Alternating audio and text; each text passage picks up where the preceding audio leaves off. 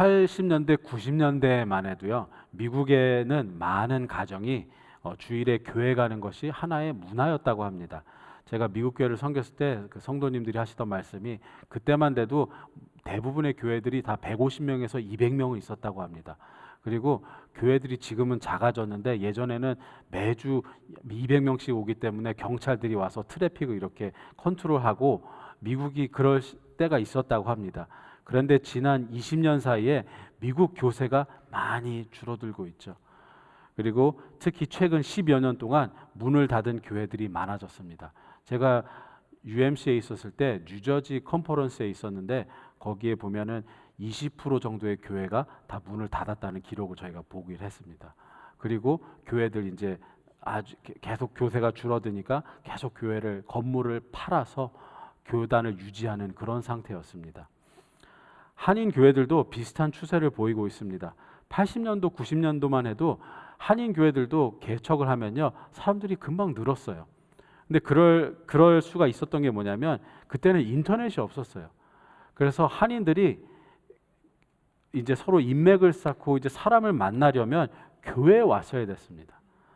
그때는 뭐 인터넷이 없었으니까요, 정보를 얻을 데가 없었어요. 그래서 교회를 왔고 그랬는데 지금은 한인 교회들도 다 교세가 줄고 문 닫은 교회들이 많습니다. 왜 그러냐면 한 가지, 그중 이유가 한 가지는 뭐냐면 이제 미국에 이민을 잘 안 와요. 한국에서 이제 한국이 워낙 잘 살기 때문에 이민도 잘 안 오고 요즘에는 유학도 많이 안 온다고 합니다. 그래서 한인 교회들이 미국 교회들과 똑같은 추세를 보이고 교세들이 줄어들고 있어요. 그럼에도 불구하고 저는 교회가 문을 닫는 거 큰 위기라고 생각하지 않습니다.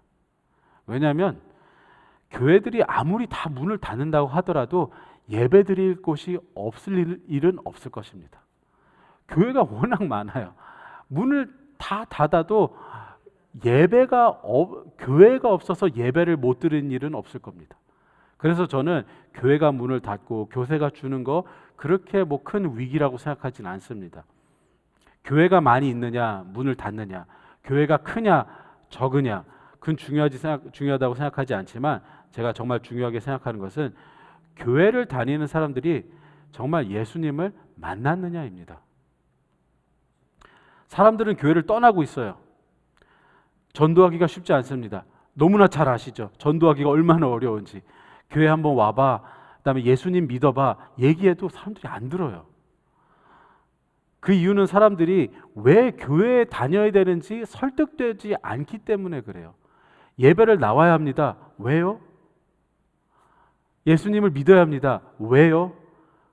그런데 우리가 설명을 하잖아요. 설득을 하려고 하는데 설득이 잘 안 돼요. 제 생각에 가장 큰 이유는 예수님을 정말 만난 사람들의 증언이 많이 없어서 그렇지 않나 싶습니다. 예수님을 정말 만나잖아요. 그럼 사람이 변해요. 그럼 그 변한 사람의 증언에는 힘이 있고 영향력이 있습니다. 그런데 우리가 교회 갑시다, 예수님을 믿으세요, 막 얘기를 해요. 그런데 영향력이 없어요. 왜냐하면 그냥 정말 내가 예수님을 만나고 정말 내가 변해서 힘이 있는 증언을 하는 게 아니라 그냥 교회 갑시다 이렇게 하니까 옛날에는 그게 통했어요. 왜냐하면 옛날에는 한인들이 많이 없었으니까 교회 가면은 한국 음식을 먹을 수 있고 한국말로 대화를 할 수가 있고, 그 다음에 비즈니스를 하려고 그래도 자녀들을 키우려고 그래도 정보가 필요하잖아요. 교회 갔었어야 됐어요. 근데 이제는 교회 갈 필요가 없어요. 이제 인터넷으로 이제 엄마들도 뭐 미스 USA 이런 웹사이트를 통해서 다 정보를 얻어요. 그래서 그냥 교회 갑시다 이게 잘 안 돼요. 그런데요, 제 생각에는 정말 예수님을 만난 사람들은 예수님을 전할 때 그 증언하는 게 간증이 내용이 다릅니다. 혹시 폴리캅에 대해서 아시는지 모르겠습니다. 폴리캅은 신약 시대 이후에 첫 순교자 중에 한 명입니다. 그는 사도 요한의 수제자였어요. 그리고 폴리캅은 사도들을 사도들과 친분이 있었던 사람입니다. 그리고 그는 교부 가운데 초대교회 교부 가운데 어른 중에 한 명이었고 2세기 전반 가장 뛰어난 초대교회 지도자로서 서머나 교회의 감독으로 사역을 했습니다. 근데 그가 86살 때 이제 체포를 당합니다. 로마 군인들이 그를 체포하러 그에게 오는데 그가 로마 군인들이 오고 있다는 소식을 들었는데 도망가지 않습니다. 그리고 그가 이렇게 얘기합니다. 하나님의 뜻대로 될지어다. 도망갈 수 있었는데 그가 도망가지 않았어요. 그리고 로마 군인들이 그를 체포하러 온 이유가 뭐냐면 로마 황제를 주님이라고 부르지 않고 예수님을 계속 믿고 전도를 하니까 민심을 소란케 했다는 이유로 그를 체포하러 온 것입니다. 그래서 로마 총독이 그에게 이렇게 제안을 합니다. 당신이 예수를 저주하고 한 번만 부인하면 내가 당신을 살려주겠어. 근데 그가 이렇게 대답합니다. 나는 평생 동안 그분의 종이었고 우리 주님은 한 번도 나를 모른다 하지 않으셨는데 내가 어찌 나를 구원해 주신 우리 주님을 모른다고 할 수 있겠습니까?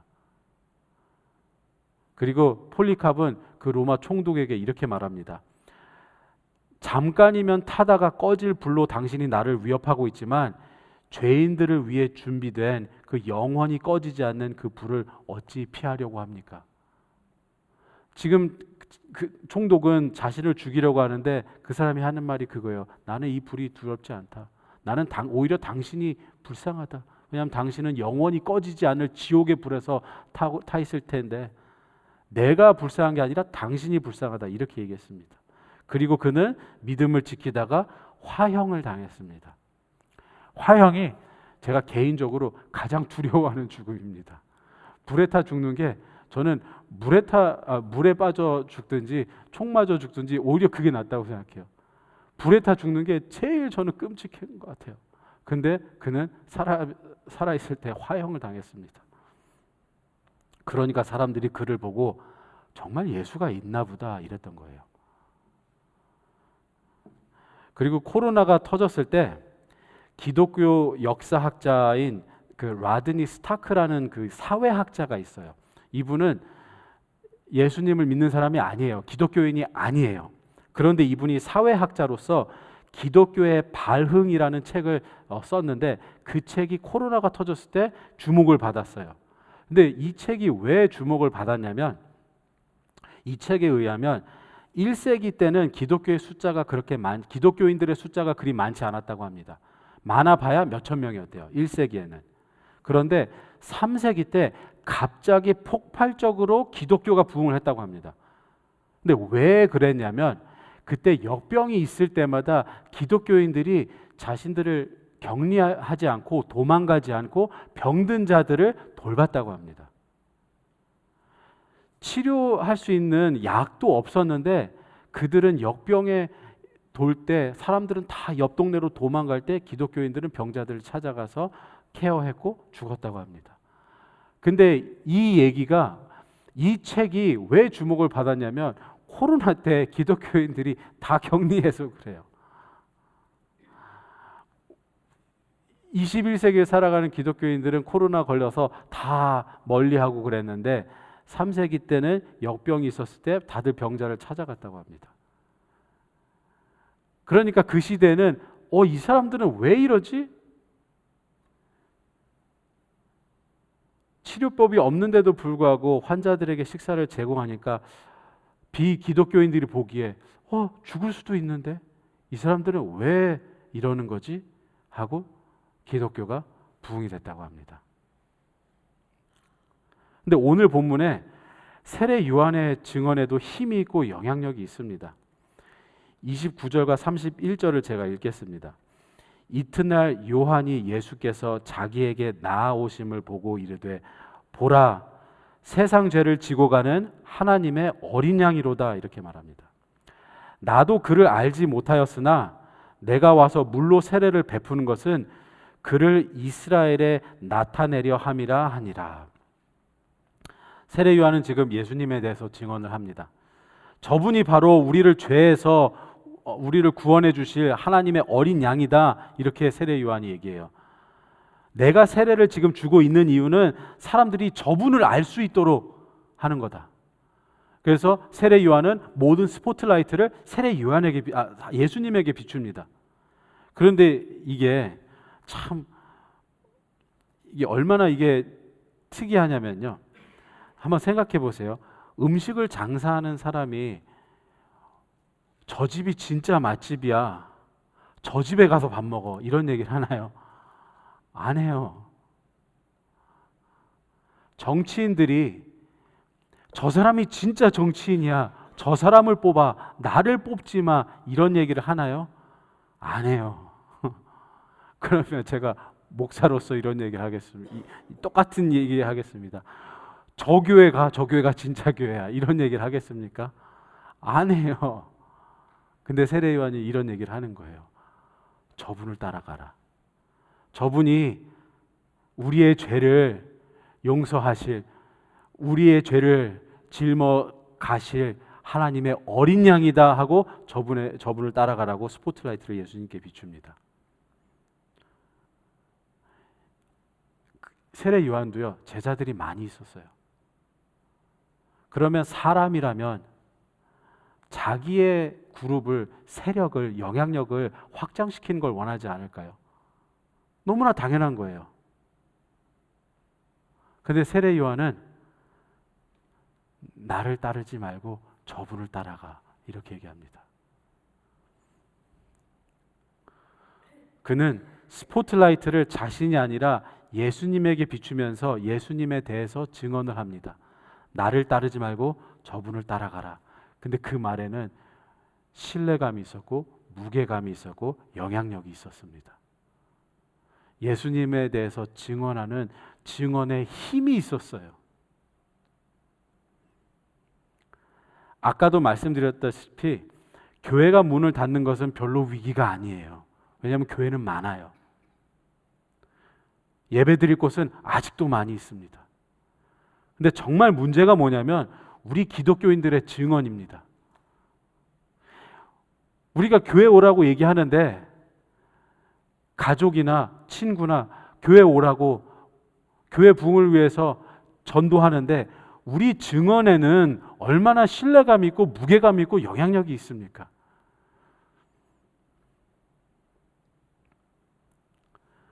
오늘 본문을 읽으면요, 예수님을 증언하는 방식이 나옵니다. 두 가지 방법이 있습니다. 첫 번째는 내가 아는 것을 전하는 것입니다. 29절을 제가 읽겠습니다. 이튿날 요한이 예수께서 자기에게 나아오심을 보고 이르되 보라, 세상 죄를 지고 가는 하나님의 어린 양이로다. 예수님이 지나가시니까 봐라, 저기가 세상의 죄를 지고 가는 하나님의 어린 양이로다. 저분이 우리의 죄를 위해서 죽으실 거야. 이렇게 자기가 아는 것을 선포합니다. 근데 두 번째는 이제 세례 요한이 자기가 경험한 것을 전합니다. 31절을 제가 읽겠습니다. 나도 그를 알지 못하였으나, 세례 요한이 이렇게 말하는 거예요. 내가 저분을 만났는데 나도 사실 저분을 몰랐어. 내가 와서 물로 세례를 베푸는 것은 그를 이스라엘에 나타내려 함이라 하니라. 나는 사람들이 저분을 믿을 수 있도록 세례를 줬어, 이렇게 얘기하죠. 근데 32절에 요한이 또 증언하여 이르되 내가 보매 성령이 비둘기같이 하늘부터 내려와서 그의 위에 머물렀더라. 요한이 한 얘기가 뭐죠? 세례 요한이 자기의 경험을 얘기하는 거예요. 내가 이분께 세례를 줬는데 그때 성령이 내려왔어. 내가 원래 이분에 대해서 잘 몰랐는데 세례를 베푸니 성령이 내려오더라. 자기의 경험을 얘기한 거예요.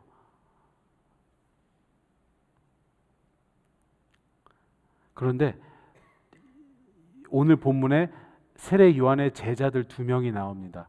근데 그 두 제자들도 똑같이 증언을 합니다. 이 방식으로 합니다. 37절과 38절을 제가 읽겠습니다. 두 제자가 그의 말을 듣고, 세례 요한의 말을 얘기하는 것입니다. 세례 요한의 말을 듣고 예수를 따르거늘 예수께서 돌이켜 그 따르는 것을 보시고 물어 이르시되 무엇을 구하느냐? 이르되 랍비여 어디 계시오니까 하니라고 하죠. 세례 요한의 제자들이 예수님을 따르기로 했는데 그들이 아는 예수님은 그저 종교 지도자였어요. 랍비였어요. 그래서 예수님을 랍비라고 불러요. 선생님 이렇게 불러요. 아직 예수님에 대해서 몰라요. 그런데 그들이 예수님과 하루를 같이 시간을 보냅니다. 39절과 41절 읽겠습니다. 예수께서 이르시되 와서 보라. 그러므로 그들이 가서 계신 데를 보고 그날 함께 거하니 그때 하루를 같이 보냈어요. 때가 10시쯤 되었더라.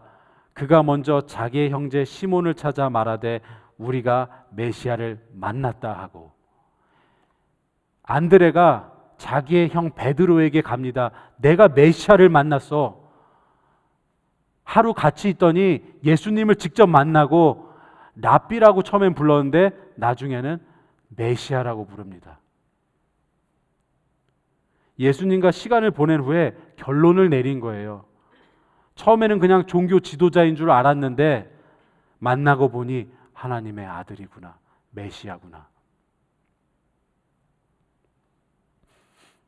세례 요한도 예수님을 만난 후에 예수님을 증언했죠.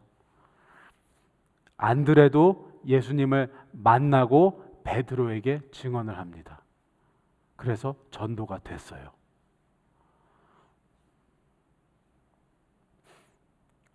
이 오늘 본문을 읽고 묵상하면서 저는 세 가지를 묵상했습니다. 이 본문이 우리에게 던지는 세 가지 질문이 있다고 생각합니다. 첫 번째는 요한복음이 쓰여졌을 때는 그 당시에 는 어려운 상황이었습니다. 요한복음은 공간복음과 다르게 한 세대가 지나고 한 3, 40년 후에 쓰여졌어요. 요한복음은 마태, 마가, 누가복음보다 훨씬 늦게 쓰여졌는데 요한복음이 쓰여졌을 때는 로마의 박해가 심할 때였어요.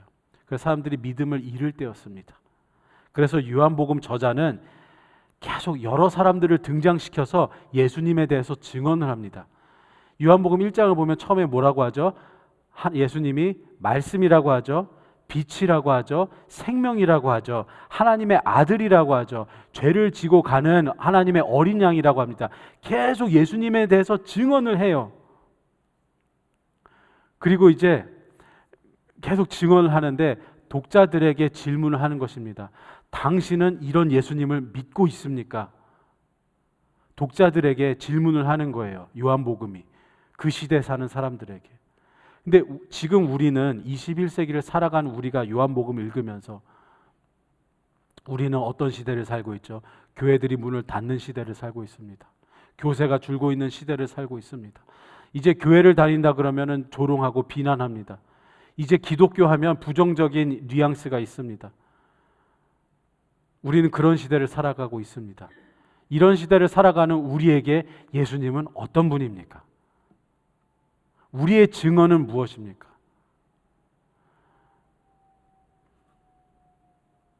두 번째 질문은 우리는 왜 예수님을 찾고 있습니까? 입니다.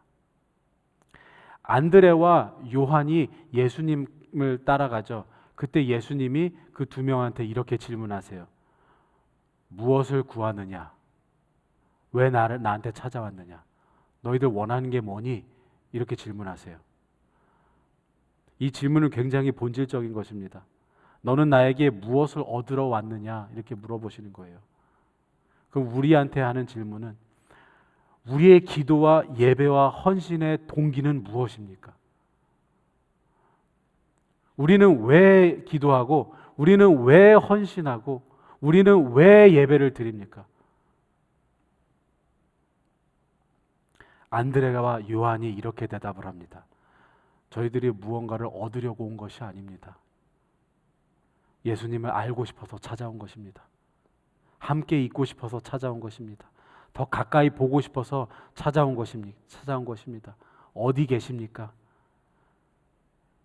이렇게 대답하고 예수님을 따라갑니다. 그리고 하루를 같이 보냅니다. 그리고 그 하루가 그들의 인생을 바꿉니다. 우리의 신앙도 마찬가지입니다. 예수님께 무언가를 얻기 위해서만 나온다면 이 신앙이 제대로 될 수가 없습니다. 예수님을 더 알기 위해서 나아가면 우리의 신앙이 친밀한 관계가 됩니다. 그런데 만약에 무언가를 얻기 위해서 예수님을 찾고 한다면 이게 비즈니스 관계가 되죠. 이게 친밀한 개인적인 관계가 안 됩니다. 그런데 비즈니스 이런 관계는 사람을 바꾸지 못합니다. 하나님과 친밀한 관계를 가질 때 우리가 바뀌게 되는 것입니다. 우리가 하나님과 친밀한 관계를 가질 때 우리가 바뀌게 되고 우리가 바뀌게 되잖아요. 그럼 우리의 증언에 힘이 생깁니다. 우리의 증언에, 우리의 간증에 영향력이 생깁니다. 그리고 세 번째 질문입니다. 우리는 예수님을 진정으로 만날 때 변하게 됩니다. 우리가 예수님을 만나서 변화되고 있습니까? 우리는 주님을 만나고 변화되었습니까? 안드레가 자신의 형인 베드로에게 전도합니다. 그리고 베드로는 예수님을 만난 후에 그의 삶의 방향이 바뀝니다. 42절에 이런 말씀이 있죠. 데리고 예수께로 오니 예수께서 보시고 이르시되 내가 요한의 아들 시몬이니 장차 게바라 하리라 하시니라. 베드로의 원래 이름은 시몬이었는데 예수님을 만나고 시몬에서 이름이 게바로 바뀝니다. 게바랑 베드로랑 똑같은 의미예요. 게바는 아람어고 베드로는 헬라어입니다. 의미는 같아요. 베드로가 예수님을 만나고 이제 너는 반석이다. 너는 큰 돌이다. 너는 이제 갈대처럼 흔들리는 사람이 아니라 너는 이제 반석이 될 것이다. 이렇게 이름을 바꾸십니다. 예수님께 원하는 것이 있어서가 아니라 예수님을 더 알기 위해서 기도하고 헌신하는 사람은 예수님을 만납니다. 예수님을 정말 만난 사람은 자신의 진짜 모습을 발견하고 삶의 목적과 방향이 바뀝니다. 예수님을 정말 만난 사람의 증언에는 힘과 영향력이 있습니다. 사람들은 교회를 비난합니다. 많은 교회들이 문을 닫고 있습니다. 그러나 교회의 진짜 힘은 건물이나 숫자에 있지 않습니다. 교회의 진짜 힘은, 복음의 진짜 힘은 교회의 사이즈가 아닙니다. 복음의 진짜 힘은 예수님을 만난 사람들의 증언에 있습니다. 말이 아니라 삶으로 드러나는 증언입니다. 내가 예수님을 만났다라는 그 고백에서 흘러나오는 증언이 이 시대를, 사람들을 바꿀 수 있습니다. 그래서 우리 모두가 정말 예수님을 만나서 예수님을 증언하고 그 예수 그리스도를 가리키는 이정표가 되시기를 주의 이름으로 축원합니다.